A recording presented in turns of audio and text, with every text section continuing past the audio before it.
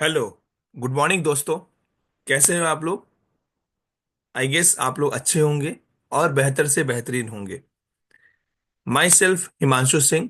आज इस नए एपिसोड में मैं आप लोगों के सामने आया हूं रिगार्डिंग जो पिछले 2 महीने के एक मेजर इवेंट था, जो इवेंट अब खत्म हो चुका है। That is none other than budget.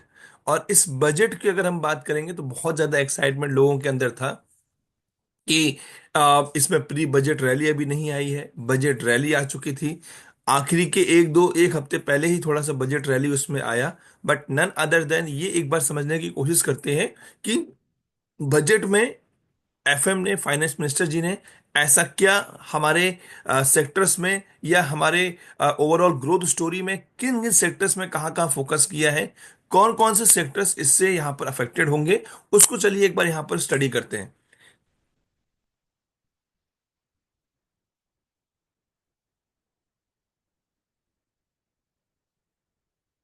Just give me 1 minute.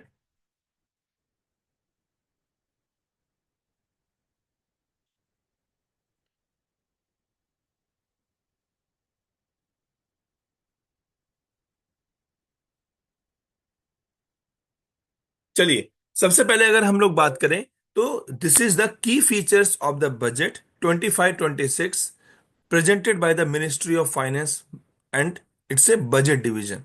Okay. जब हम बात करते हैं, सबसे पहले तो हमें यह चीज जानना जरूरी है कि जैसे हमारे पास कोई पैसा आया तो वो पैसे का सोर्स क्या था। Was that income, was that जो अगर हम इनकम की बात करें, क्या वो सैलरी से आया, क्या वो रेंट कंपोनेंट से आया, क्या वो इंटरेस्ट कंपोनेंट से आया, ये हमें स्टडी करनी जरूरी है। और जो पैसा आया उसको हमने कहाँ कहाँ स्पेंड किया, किन किन जगहों पे हमने उसको स्पेंड किया, वो भी हमें जानना जरूरी है।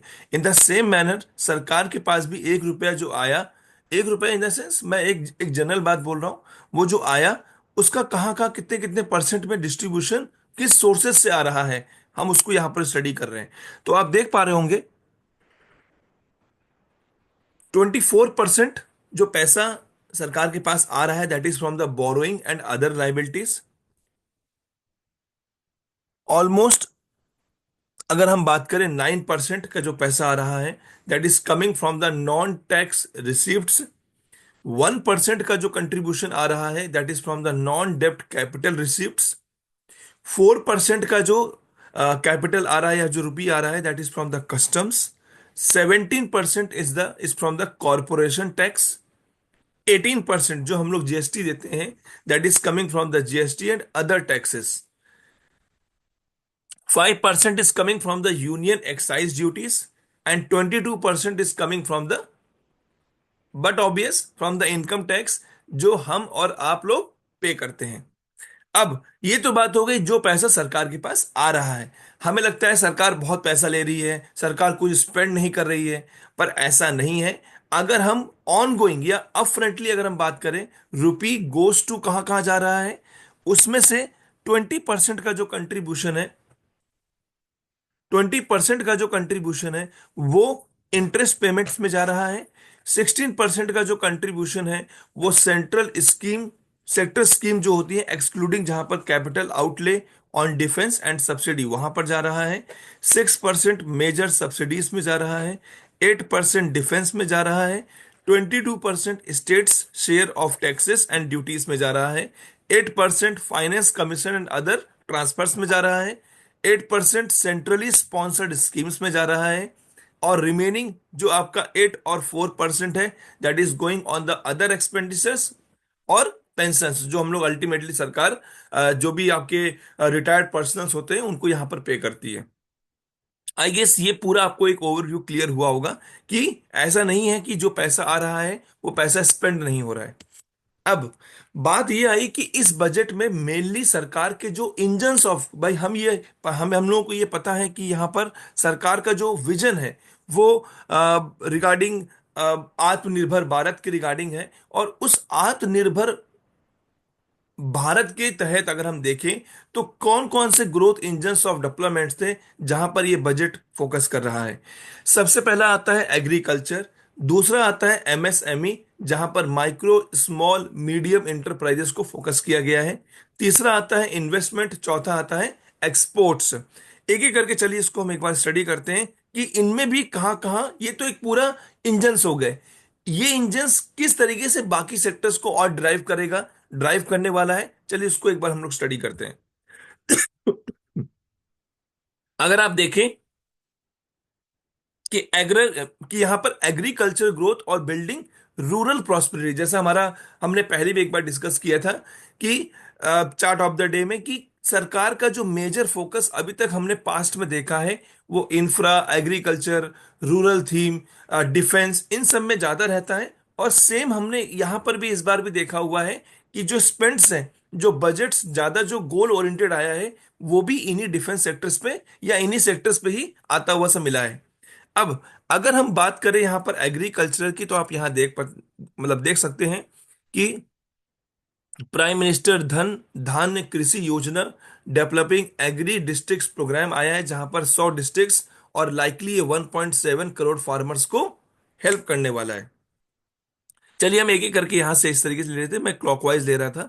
चलिए पहले से स्टार्ट करते हैं। सबसे पहला जो मिशन है that is focusing for the national mission on high yielding seeds.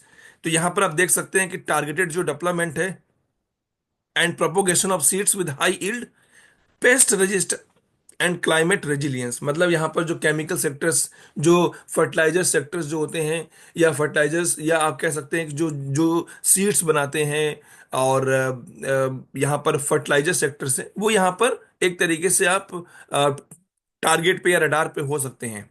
दूसरा, इनहेंस्ड, मैं आपको ये भी बताते चलूंगा कि हर एक पॉइंट पे कौन कौन से सेक्टर्स फोकस में रहने वाले। दूसरा आता है इनहेंस्ड क्रेडिट थ्रू केसीसी, किसान क्रेडिट क्रेडिट कार्ड जो होते हैं। अब इससे क्या होगा, ये फैसिलिटेट करेगा शॉर्ट टर्म जो लोन्स होते हैं for 7.7 crore farmers, fisherman and dairy farmers with enhanced loan of 5 lakh. Budget में एक क्रेडिट लाइन यहां पर सिस्टम पे डाली गई है। और आप भी जान रहे हैं कि क्रेडिट लाइन जब सिस्टम में आती है, तो बट ऑब्वियस है कि ये बैंक्स को फायदा करने वाला है। अब बैंक्स भी कौन से हैं? माइक्रो फाइनेंस बैंक है, कि इसमें लार्ज फाइनेंस बैंक है, या मीडियम फाइनेंस बैंक है, और एनबीएफसी भी है ना।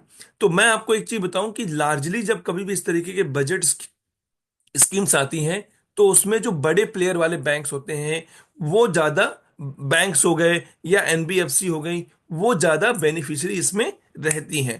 क्योंकि भाई पैसा है, सरकार भी उन्हीं के थ्रू उनको चैनलाइज करना चाहेगी जहां पर ऑथेंटिसिटी ज्यादा है। तो आप समझ पा रहे हो कि मैं अभी यहां पर कोई भी स्टॉक रिलेटेड नाम नहीं ले रहा हूं, मैं आपको ये बताने की कोशिश कर रहा हूं कि कहां कहां सेक्टर्स अभी प्राइमरीली हमारे फोकस में होने वाले हैं।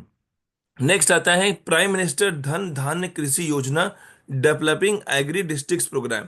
अब अगर हम बात करें, सेम यहां पर भी आपके बैंक्स अगेन यहां पर एक हमारे बेनिफिशियरी होने वाले हैं, जिसमें ये 100 डिस्ट्रिक्ट्स को कवर करेगा और लगभग ये 1.7 करोड़ जो फार्मर्स हैं उनको बेनिफिट करेगा।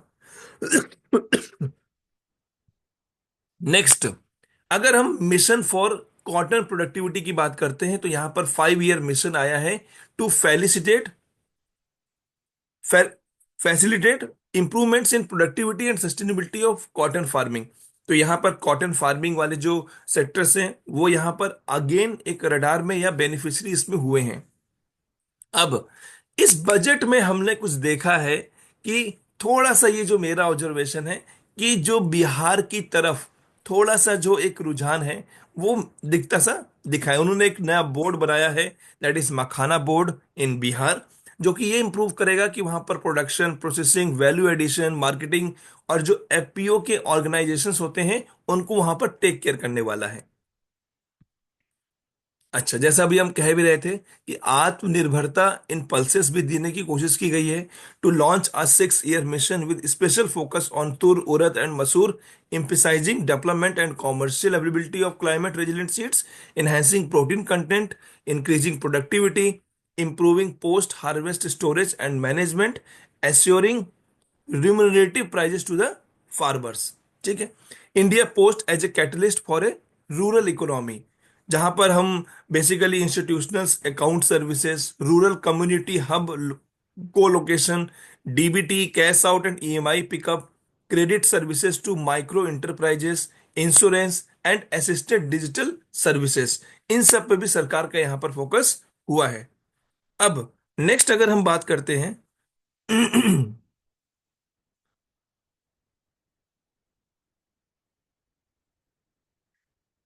सरकार ने हमारे, जैसे मैंने अभी आपसे कहा, इन्वेस्टिंग एक अलग हमारा दूसरा एक सेगमेंट है जहां पर सरकार ने इसको फोकस किया है, जहां पर सक्षम आंगनवाड़ी एंड पोषण 2.0 स्टार्ट करने की बात चली जा रही है। Expansion of capacity in IITs को बढ़ाने की बात चल रही है। Day care cancer centres in all district hospitals होने की बात चल रही है। Bharatiya Bhasha Pustak scheme provide digital form Indian language books for school and higher education की बात यहां पर हुई है। 5 national centres of excellence for skilling to be set up with global expertise and partnership की बात हुई है। अटल टिंकरिंग लैब्स, जहां पर 50,000 लैब्स नए सेटअप किए जाएंगे गवर्नमेंट स्कूल्स में आने वाले अगले 5 सालों में। Centre of excellence in artificial intelligence for education with a total outlay of 500 crore. Broadband connectivity to be provided to all the government secondary schools and primary health centres in rural areas. 10,000 additional seats with the goal of adding 75,000 seats in the next 5 years का expansion की बात चली है। तो एक तरीके से देखें तो सरकार का ज्यादा फोकस जो आम आदमी है उनकी तरफ इन्वेस्ट करने की बात, या जो आप रोजमर्रा की चीजें हैं, चाहे वो आप कह लीजिए बच्चों के एजुकेशन हो गया, बच्चों के प्राइमरी जो जो आपके हॉस्पिटल्स हो गए, वहां पर इन सब पे ज्यादा थोड़ा सा एम्फेसाइज फोकस किया गया है। पीएम स्वनिधि के तहत to be revamped with enhanced loans from the banks, UPI link credit cards and capacity building support. Welfare of online platform workers, registration on the e Shram portal and health care under PM Jan Arogya योजना। इसमें भी यहां पर welfare देने की बात, workers को, जो प्लेटफॉर्म वर्कर्स हैं उनको देने की यहां पर बात चली है। नेक्स्ट, ये अब one of the very important जो आपके लिए बहुत इंटरेस्टिंग होने वाला है, जिसमें सबका रुझान है कि किस किस तरीके से यहां पर टैक्स कटने वाला है। कहीं ऐसा तो नहीं कि 12 लाख, ऑल्दो मैं आपको बताऊं ये बहुत ही अच्छा इनिशिएटिव, कोई चीज अगर अच्छी सरकार ने किया है तो वो इनिशिएटिव लेना और बताना वहां पर फोरम में जरूरी है। That is this is one of the major, आप कह सकते हैं कि स्टेप लिया गया है सरकार के द्वारा, जहां पर सीधे सीधे 7 लाख से उसको 12 लाख की लिमिट बढ़ाई गई है। This is one of the remarkable step taken by the government. अब लेकिन क्या ये जो 12 लाख है, क्या उसमें भी कुछ क्लॉजेस हैं? बिल्कुल, बात आपने सही पकड़ी है। स्टार मार्क वहां पर बना हुआ था, और क्या उसमें है उसको अभी हम later on the discussion last में डिस्कस करेंगे। अब जब हम देख रहे हैं 0 से 4 लाख तक नील है, 4 से 8 लाख तक 5% है, 8 से 12 लाख 10% है, 12 से 16 लाख 15, 16 से 20 लाख 20%, 20 से 24 lakh 25%, and greater than 24 lakh 30% का स्लैब यहां पर लगा हुआ है। अब अगर आप देखें यहां पर, तो मैं आपको एक चीज बताऊं कि 12 लाख तक जिसकी भी इनकम है, अप टू 12 लाख तक, वहां पर कोई भी टैक्स सरकार की तरफ से किसी भी जो एम्प्लॉय है, जो लोग हैं, वो नहीं पे करेंगे किसी भी तरीके का टैक्स। लेकिन कंडीशन ये है कि 12 लाख तक की इनकम आपकी होनी चाहिए। और ये आप भी जानते हैं कि अभी भी हमारे इंडिया में मीडियोकर लोग, बहुत सारे लोग अभी भी उस रेंज में लाई करते हैं। अब अगर हम बात करते हैं दूसरे सेगमेंट में, कि अगर सर हमारी सैलरी मान लीजिए सपोज से 13 लाख हो गई है, तो हमारे पास कौन सा स्लैब लगेगा? क्या ऐसा है कि 12 लाख एग्जेम्प्ट हो जाएगा और टैक्स हमारे ऊपर 13 या रिमेनिंग 1 लाख पे लगेगा? Answer is no. इस केस में आप एप्लीकेबल नहीं होंगे। आप प्रॉपर जैसे पुराना जिस तरीके से करते थे वो आपके लिए एप्लीकेबल हो जाएगा।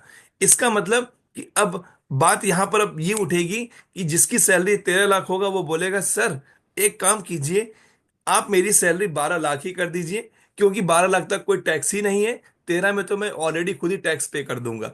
ये तो चलिए मैटर ऑफ डिस्कशन हो गया।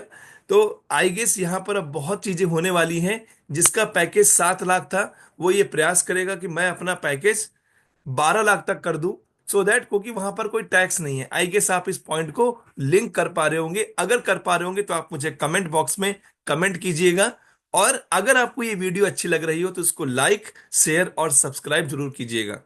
चलिए, अब हम अगर बात करते हैं कि जो टैक्स डिडक्शन की लिमिट है for senior citizen doubled from 50 lakh to 1 lakh. The annual limit of 2.4 lakh for TDS on rent increase to 6 lakh. ये भी कोई बहुत बड़ा इम्पैक्ट नहीं है, बट हाँ फिर भी इसको अगर देखा जाए तो ये सही है।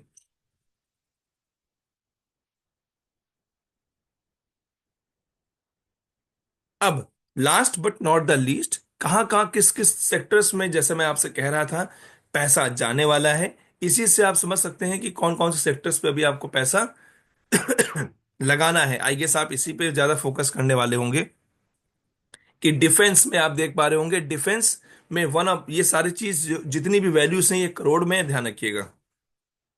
लगभग 4,91,772 करोड़ रुपए आपके डिफेंस में जाएंगे। 2,66,817 करोड़ रूरल डेवलपमेंट में जाएगा। 2,33,211 करोड़ रुपए होम अफेयर्स में जाएंगे। 1,71,437 करोड़ रुपए एग्रीकल्चर एंड एलाइड एक्टिविटीज में जाएगा। 1,28,650 करोड़ एजुकेशन में जाएगा। 98,311 हेल्थ में जाएंगे, करोड़ बेसिकली। 96,777 करोड़ रुपए अर्बन डेवलपमेंट में जाएंगे। 95,298 करोड़ रुपए आईटी और टेलीकॉम में जाएगा। 81,174 करोड़ रुपीज हमारे एनर्जी सेगमेंट में जाएंगे। 65,553 crore commerce and industry sector में जाएगा। 60,052 करोड़ रुपीज सोशल वेलफेयर में जाएंगे। और last but not the least, 55,689 crore रुपए हमारे साइंटिफिक डिपार्टमेंट्स में जाएंगे। तो आई गेस आपको आज का ये जो कंप्लीट वीडियो है ये अच्छा लगा होगा। मैंने आपको क्रिस्प और इसको क्लियर रखने की कोशिश की है। आई गेस ये आपको अच्छा लगा होगा। बट ये ध्यान रखिएगा कि ओवरऑल अगर इस बजट को आप मेरे पॉइंट ऑफ व्यू से पूछने की कोशिश करेंगे कि ये बजट कैसा था, I would say it was a neutral budget. It was neutral. मैं क्यों ये चीज बोल रहा हूं? बिकॉज कि जो अभी तक जो हमने देखा है कि सरकार का जो मेजर फोकस इंफ्रा की तरफ ज्यादा जो जा रहा था, वो इस बार रिलेटिवली कम है। ठीक है। और कम है तो ये देखने वाली बात होगी क्या ये नेक्स्ट बजट में भी कम रहता है। अगर ऐसा होता है तो हम ये मान सकते हैं कि सरकार का अब जो फोकस पहले पिछले 7 साल, 8 साल, 10 साल से जो इंफ्रा की तरफ ज्यादा था, शायद वो धीरे धीरे कम होता कम हो रहा है। अगर ऐसा है तो कहीं ना कहीं हम इंफ्रा सेक्टर्स पे थोड़ा हम ये फोकस कर सकते हैं कि वहां पर कहीं स्लो डाउन होता हुआ सा आपको दिखे। पर अभी इसमें कंफर्मेशन नहीं है। We have to wait until for the one more budget कि वहां पर कैपेक्स इंफ्रा की रिगार्डिंग किस तरीके से प्ले आउट हो रहा है।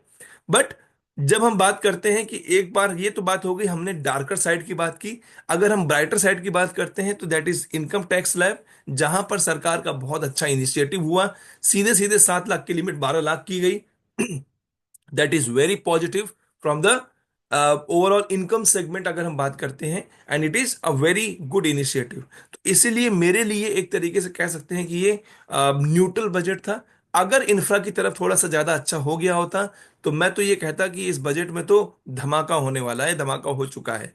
But nevertheless, man proposes God disposes, और I should say man proposes F A minister disposes. तो वो चीज कोई गलत नहीं होने वाली है।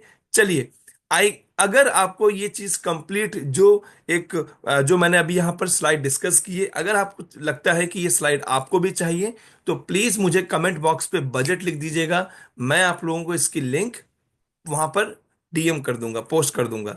सो okay, thank you. Thank you for giving your valuable time listening so patiently. I guess आपको ये वीडियो अच्छा लगा हो। अच्छा लगा हो तो उसको आप लाइक, शेयर और सब्सक्राइब कीजिएगा। Thank you and good day to you all. Thank you.